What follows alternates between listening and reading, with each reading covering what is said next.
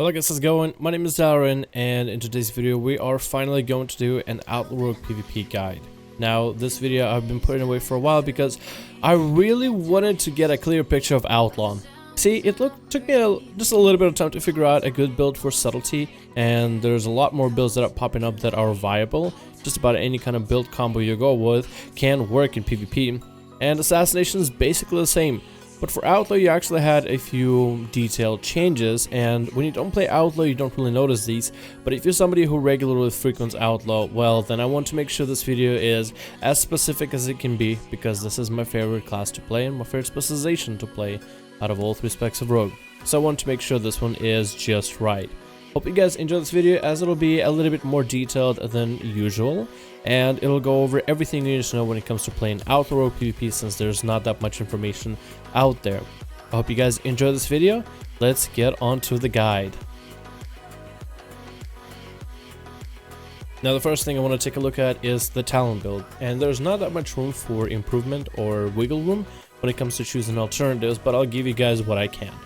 In the first row, we have Ghostly Strike, Sword Mass, and Quick Draw, and my belief is Quick Draw is probably the best one in the option, because it allows you a lot more flexibility with combo points, a bit more sustained damage, and makes your pistol shot proc not as wasteful compared to the damage of your Saber Slash, especially for PvP, and especially when you have low energy. It allows you a little bit more recyclability to your combo points, but Ghostly Strike has shown to increase your burst damage by 10% when it's available. But besides burst damage, it kind of falls short in sustain department, where Quick Draw allows you to line up a little bit easier, more powerful burst damage from consistency of your Saber Slash and Pistol Shot, as well as allows you a little bit more combo points to play around with when it comes to PvP, making Quick Draw a little bit more of a flexible option. Next one, we have at level 30 Grappling Hook, Acrobatic Strikes, and Hit and Run, and it is very difficult to say that Grappling Hook is a terrible talent. The 40-yard range that it offers us, the cooldown reduction that we get from our cooldown reduction capabilities for it is amazing, and it provides the best mobility in the department. At level 45, it's a choice between Deeper Stratagem, Anticipation, or Vigor, and here Deeper Stratagem ends up coming out on top. I did try out Vigor a little bit, and with a change to one of our buffs, which we will talk about future in the video, we do get a little bit more sustained damage if we roll a specific buff from Roll the Bones. But in the end, I feel the Deeper Stratagem ends up coming out on top, because when it comes to, I guess, tooth to nail, the burst damage and the finisher damage is more important than being able to spam out a bunch of Saber Slashes and Pistol Shots with Vigor. So Deeper Stratagem ends up being the best one, especially because it also combos really well with an artifact weapon. At level 60 row, we have Iron Stomach, Elusiveness, and Cheat Death, and in this one it's fairly easy to see. Elusiveness is the best one, while Iron Stomach provides you a little bit of healing increase, just slight for PvP, and Cheat Death allows you to maybe survive an encounter if you're about to die. Elusiveness ends up coming out on top because a 30% damage reduction constantly can save you in many PvP situations, be they battlegrounds or arenas.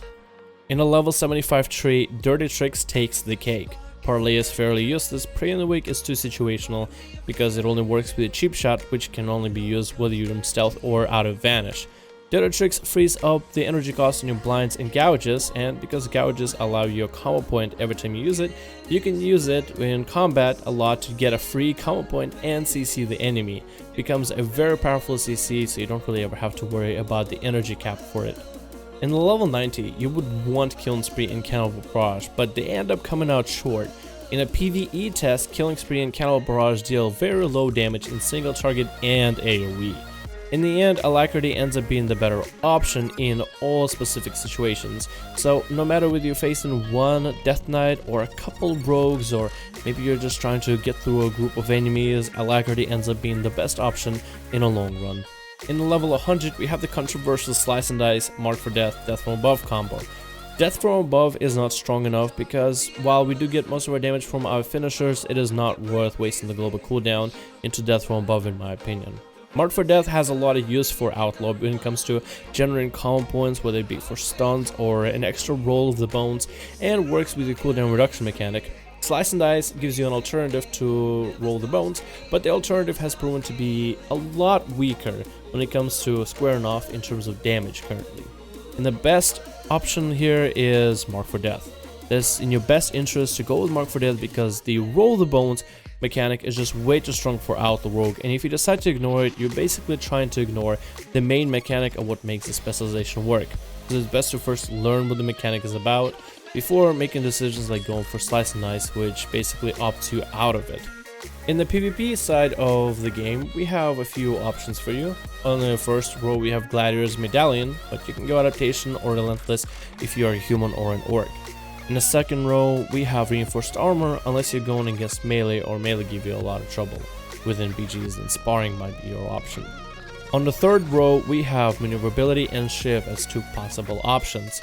I believe Maneuverability is the best in all situations where you need a lot of mobility, and Shiv can be used in situations where you want to stop somebody from moving, like a warrior chasing after a healer. So in most cases you'll go Maneuverability unless you really need that slow. In the fourth row we have Thick as Thieves as the best option in any gameplay where you have teammates nearby. The 50% damage to yourself and them is so crucial to the playstyle of Outlaw Rogue, making you one of the burst tier classes and one of the core members of a team. In the fifth row, Control as King ends up being the king, granting you adrenaline rush every time somebody around you within 40 yards is stunned, polymorphed or silenced, which happens quite often. And in the sixth row we have Plunder Armor, which is the best option when it comes to dealing a little bit extra damage while nerfing the enemy, but also granting yourself 20% health and taking 20% away from the enemy, giving you less health to shed through and allowing you to score a kill a lot easier when it comes to lining up your burst. Let's talk a bit about Roll the Bones. Now, this is everything I'm going to tell you when it comes to Roll the Bones. You have to roll the bones after building up comp points in order to get yourself a buff that you can use in PvP. There are many kinds of buffs out there. There's True Bearing, which allows you to reduce the cooldown of your abilities based on how many comp points you invest to a finisher. We have Shark Infested Waters, which grants you a flat crit buff. Jolly Roger increases the chance your Saber Slash will do an extra attack. Grand Melee, which gives you auto attack speed increase and leech. We have Broadsides, which increases how many comp points your comp point generators generate, and those abilities generate 20% more damage. And then Buried Treasure gives you energy regeneration by 30%. Main part of PvE and PvP of Outlaw Rogue is knowing which buffs you have and how to use them properly, and which ones do you keep and which ones do you reroll out of. Currently the percentages are: you have a 100% chance to roll at least one buff. You have a 19% chance to roll 2 buffs or more, and a 1% chance to roll 5 buffs. This gives you a 20% chance to roll more than 1 buff, which is better than what we had in past expansions. The best rule is you want to roll for 2 buffs before you begin really any burst in PvP. And in most cases when you don't roll 2 buffs, these are the buffs that are still good to keep as a single buff when you're not trying to burst or can be used in burst. True Bearing is great because of the cooldown reduction mechanic, which is part of Outlaw, something you can just keep on its own. Shark Infested Waters is great because the crit gives you more crit chances, something you keep, and burst on its own. Broadsides is now a buff that you can have as solo because it allows you more sustained damage and more finishers, something you can definitely keep. Jolly Roger is okay, but it's a percent chance, so I would reroll out of that one as solo. Buried Treasure is a great buff because it gives you more energy, so you can use more abilities more often. That one you can keep. Grand Melee on its own is kind of a lame duck buff, can be used in some defensive capabilities, but normally you reroll out of them. And that's the simple version of it. All you have to do is memorize the icons corresponding to these different buffs. It's a simple mechanic, really. And now for quote-unquote rotation, except I don't think in PvP it's really a rotation, it's more about situational abilities. But this is the general gist of it. Use Saber Slash to generate comp points, use Pistol Shot procs to generate comp points, invest these comp points first into a decent buff, then stun lock your target, and then when you don't have stuns available, use Run Through. And that's the simple gesture of it. Besides that, you have abilities like Gouge and Blind and Sap and Cheap Shot for CC, which you do want to use as a rogue to crowd control an enemy, and I have a plethora of other videos showcasing you guys just how I use my CC. I also have a bunch of videos on the channel, so if you're new to this video, subscribe to the channel. Just watch some of my BG commentaries where I just go CC and targets, and you can learn a lot of it. Most of it is just practice and being able to apply it in PvP, and I feel like in Legion it is fairly simple to do, since this spec translates fairly well from PvE into PvP. Now, let's talk about cooldown reduction, which is a massive part of what it's like to play an Outlaw Rogue. You have a buff called Restless Blades, which shaves off seconds off of major cooldowns depending on how many combo points you spend into a finisher. One of your Roll the Bones buffs, True Bearing, also increases how many seconds you shave off of major combo points. This is something that's part of an Outlaw Rogue. That means the more active you are, the more finishers you burn through, the faster you get your cooldowns, such as Between the Eyes, Grapple and Hook, Adrenaline Rush, Vanish, Sprint, you name it. There's a lot of cooldowns that you can get back, and you utilize this mechanic in order to give yourself an upper hand.